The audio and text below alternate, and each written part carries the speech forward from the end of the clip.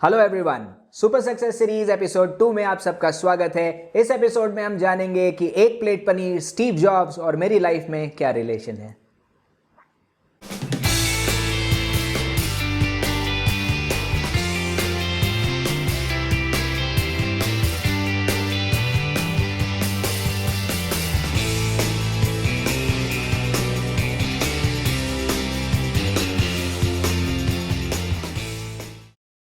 सबसे पहले एपिसोड 1 को सक्सेसफुल बनाने के लिए आप सबको बहुत बहुत थैंक्स। आप सबने उसको वॉच किया, शेयर किया। I am really happy about it. बहुत सारे कमेंट्स भी आपने आए। Thank you for your love.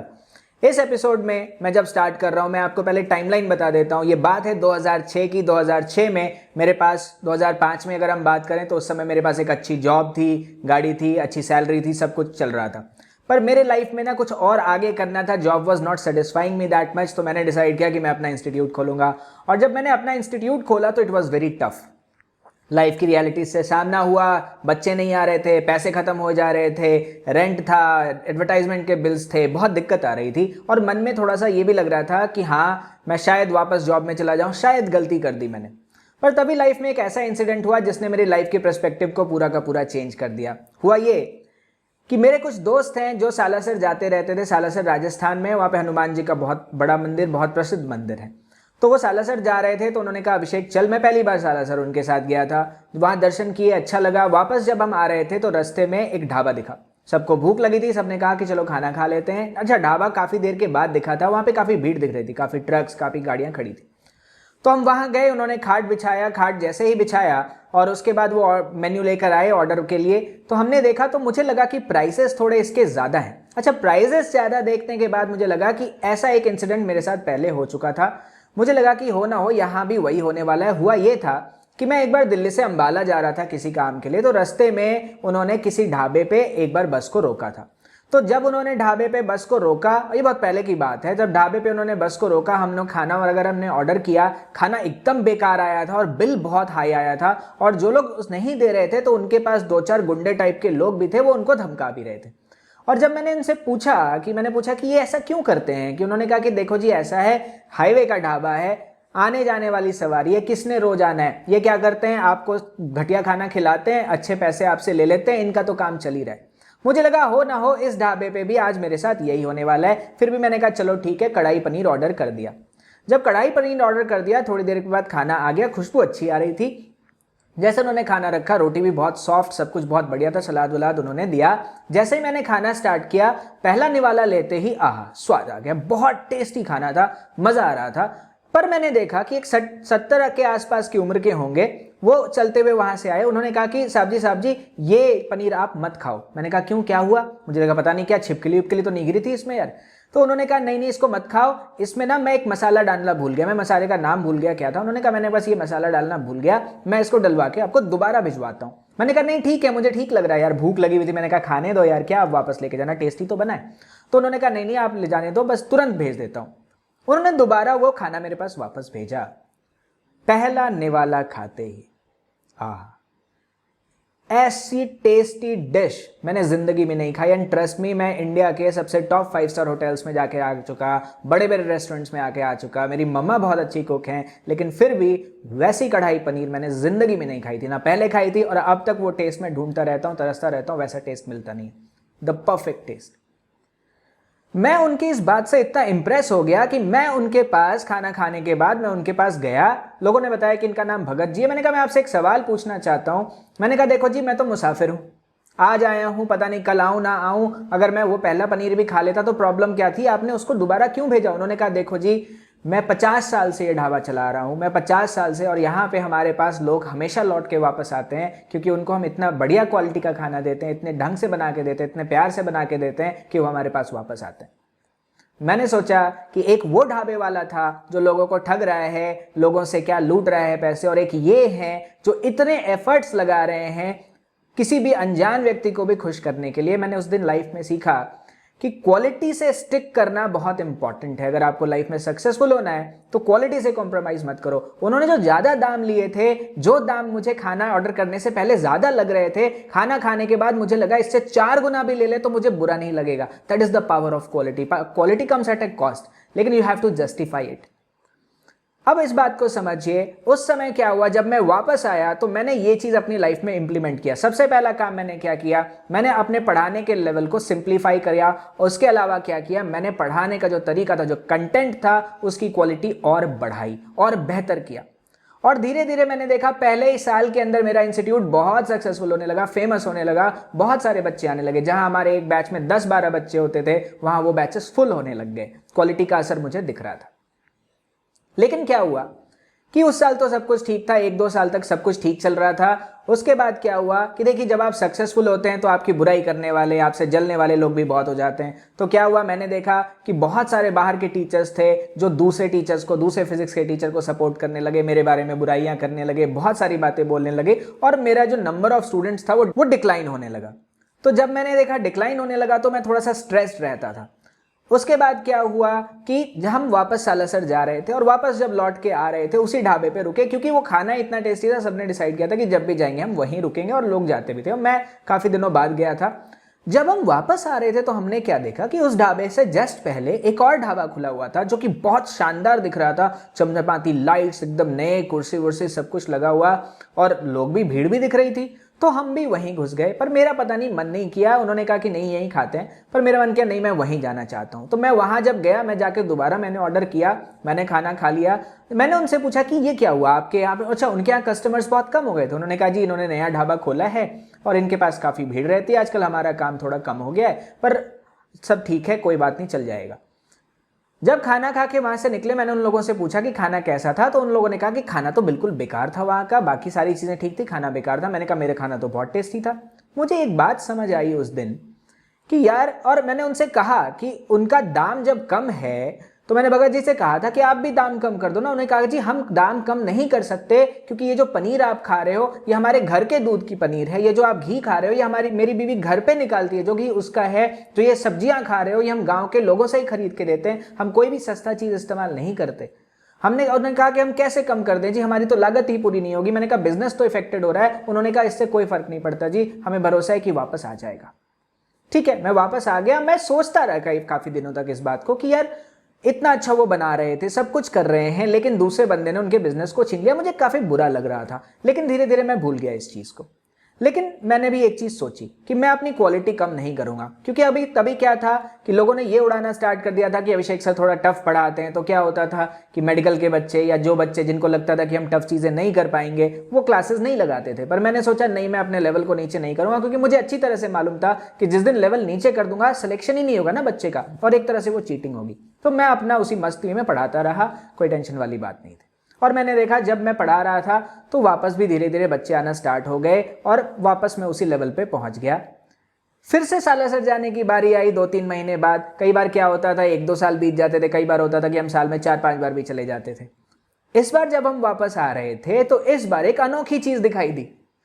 मैंने देखा जो पहले वाला ढाबा है वहां भीड़ बिल्कुल कम हो गई थी, जो नया ढाबा था वहां भीड़ बिल्कुल कम हो गई थी। और जो दूसरा ढाबा था, जो पुराना ढाबा था, भगत जी का ढाबा था, उसमें दोबारा से उतनी भीड़। अंदर से देख के इतनी खुशी हुई। खाना ऑर्डर करने से पहले मैं उनके पास जाके बोला, मैंने कहा अब क्या हुआ। उन्होंने कहा देखो जी, मैंने कहा था ना कि हम अपना काम कम नहीं करेंगे, क्वालिटी कम नहीं करेंगे। जिन लोगों ने वहां खाया एक बार, उन्होंने कभी भी दोबारा वहां नहीं रुके, और जो हमारे पास रुके हुए हैं ये लोग सब दोबारा आने वाले लोग हैं। और जो दोबारा आते हैं बाकी लोगों को भी बताते हैं कि नहीं जी, रुकना तो वहीं रुकना, वहीं खाना। That is the power of quality.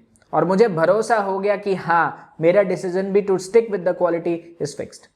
ये अच्छी बात है। मुझे समझ आ गया कि लाइफ में अगर आगे करना है, कुछ बड़ा करना है, तो आप क्वालिटी से कॉम्प्रोमाइज नहीं कर सकते। क्वालिटी से जिस दिन आप कॉम्प्रोमाइज करेंगे आपको टेम्परेरी सक्सेस मिलेगा, ढाबा नंबर 1 की तरह। और अगर आप क्वालिटी से कॉम्प्रोमाइज नहीं करोगे, अब हमेशा क्वालिटी को मेंटेन रखोगे, तो ये जो ढाबा नंबर 2 है, भगत जी का ढाबा है, आपकी लाइफ वैसी होगी। अप्स एंड डाउन्स आएंगे, लेकिन आप पीछे नहीं जाएंगे, आप हमेशा सस्टेन्ड रहेंगे। अब आप कहेंगे सर स्टीव जॉब्स तो आया ही नहीं। स्टीव जॉब्स आया क्या पनीर खाने के लिए? तो अब स्टीव जॉब्स के बारे में बताता हूं, स्टीव जॉब का इससे क्या रिलेशन है। जिस तरह से Bhagat ji never compromise with the quality, Steve Jobs के साथ भी यही प्रॉपर्टी थी। जब मैंने स्टीव जॉब्स की लाइफ के बारे में पढ़ा तो मुझे काफी अच्छा लगा। He was obsessed with quality. चाहे वो आईफोन का डिजाइन था, चाहे आईपॉड का डिजाइन था। जब सबसे पहला आईपॉड बना, मैं आपको एक बात बताता हूं, उनका यूएसपी था कि 1000 सॉन्ग्स इन योर पॉकेट। तो जब उन्होंने पहला डिवाइस डिजाइन किया, उससे पहले सीडीज, डीवीडी, कैसेट प्लेयर्स चलते थे। उन्होंने कहा नहीं जी, एक ऐसा डिवाइस जिसमें 1000 सॉन्ग्स होंगे। 150 की लिमिट थी तभी, 1000 सॉन्ग्स, वो भी पॉकेट में आपके हमेशा। कमाल की बात है। तो जब उनके इंजीनियर्स डिजाइन लेके आए तो उन्होंने कहा कि ये डिजाइन अभी भी भारी है, अभी भी बल्कि है, इसको पतला बनाओ, इसको हल्का बनाओ। उन्होंने कहा कि पॉसिबल नहीं है। उन्होंने क्या किया, उसको उठा के एक्वेरियम में डाल दिया, उससे पानी के बुलबुले निकले। उन्होंने कहा पॉसिबल है, अभी भी इसके अंदर एम्प्टी स्पेस है, तभी तो हवा बाहर आ रही है। डिजाइनर्स वापस गए, स्टार्ट किया और वो पतला आईपॉड बना के ले आए। And then iPod was the product which change the course of history, बदल के रख दिया सब कुछ। उसके बाद आईफोन, आईमैक, सब कुछ बदल दिया। सबसे पहले जब आईफोन लॉन्च हुआ, मैं डिजाइन देके बिल्कुल खुश हो गया था। फर्स्ट डे मेरे पास था, मैं डिजाइन देके, कमाल का डिजाइन था, यूनिक, सिंपल, अच्छा डिजाइन था। लेकिन एप्पल की क्वालिटी से, एप्पल से सच में मुझे प्यार कब हुआ, मैंने एक लैपटॉप खरीदा था, डेल का लैपटॉप, 2008-2009 की बात आसपास होगी। नया लैपटॉप था, बहुत खुश था मैं, बहुत पावरफुल लैपटॉप था, सब कुछ बढ़िया था। लेकिन मैं अपने एक दोस्त के पास गया, ही इज अ डॉक्टर, तो मैंने उसके पास पहली बार मैकबुक देखा, मैकबुक एयर। इतना थिन, इतना स्टर्डी, सिल्वर कलर का, और वो जो एप्पल की लोगो ग्लो कर रही थी, देख के तो मेरा दिमाग खराब हो गया। मैंने उसको चला के देखा, फास्ट भी था, सिंपल भी था। मैंने दाम पूछा, उसने दाम बताया, ये तो बहुत महंगा है। मैंने कहा यार ये तो मेरे लैपटॉप से 1.5 गुना महंगा है, 2 गुना महंगा है, इसमें ऐसा क्या खास है? उसने कहा कि यूज करके देखो, समझ आ जाएगा। अच्छा, उसका डिजाइन मुझे इतना पसंद आ गया था कि मैंने उसके बाद सबसे पहले 1 हफ्ते तक अपने आप को बड़ा रेसिस्ट किया कि नहीं, मैं नहीं खरीदूंगा, मेरे पास नया लैपटॉप है। पर 1 हफ्ते बाद जाके मैं ले आया। एंड ट्रस्ट मी, उसका डिजाइन, उसके फीचर्स, उसकी सारी चीजें इतनी अच्छी थी कि उसके बाद मैंने कभी भी एप्पल प्रोडक्ट्स के अलावा कुछ यूज ही नहीं किया। I use all the Apple products. क्या कारण है? ऐसा नहीं है कि फीचर्स बहुत यूनिक होते हैं, सबसे बड़ी बात है क्वालिटी, द बिल्ड क्वालिटी। आप किसी भी एप्पल यूजर से पूछिए, बिल्ड क्वालिटी जो है बहुत अच्छी होती है। और मैं बताऊं आपको, एप्पल की जो फाउंडेशन है, एप्पल कंपनी की 2 फाउंडेशन थे, पहला क्वालिटी, दूसरा इनोवेशन, कुछ नया करना जो लोग नहीं कर रहे, और सबसे बेस्ट करना। स्टीव जॉब्स के बारे में कहते हैं कई बार वो डिजाइन को दोबारा बनवाते थे, ऐसे डिजाइन्स को भी बनवाते थे जो आपको दिखता नहीं, कंप्यूटर के अंदर के पार्ट्स को भी वो डिजाइन प्रॉपरली करवाते थे, कहीं भी क्वालिटी में कॉम्प्रोमाइज नहीं करवाते थे। कहते थे नहीं, अगर हमें यूजर को देना है, बेस्ट देना है। And that is the foundation. दुनिया की one of the most valuable companies ऐसे ही तो बनी है।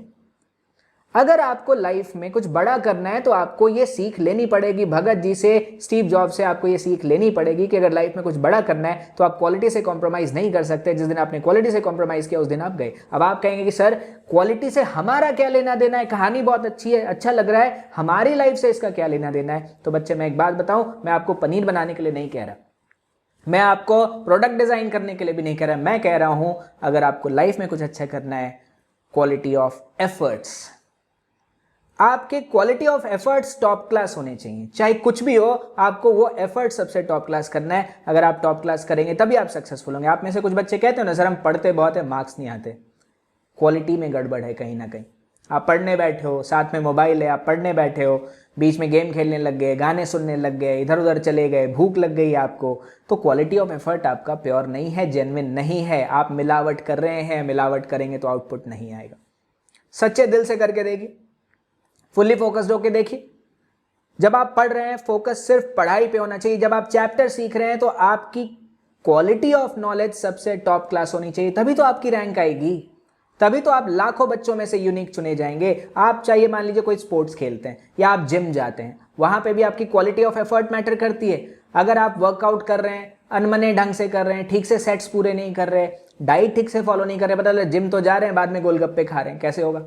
पता आज मूड नहीं है, छोड़ दिया, तो वहां क्वालिटी ऑफ एफर्ट आपका बेस्ट नहीं है। क्वालिटी ऑफ एफर्ट अगर बेस्ट नहीं है तो सक्सेस नहीं आएगा, और अगर सक्सेस आ भी गया तो टेम्परेरी सक्सेस होगा, वो चला जाएगा। दुनिया में हजारों कंपनियां बंद हो गई जो क्विकली सक्सेसफुल हुई थी, लेकिन क्वालिटी अपहोल्ड नहीं किया तो नीचे भी उसी स्पीड से चली गई। ठीक है, पैसा बना लिया पर कुछ वैल्यूएबल नहीं बनाया।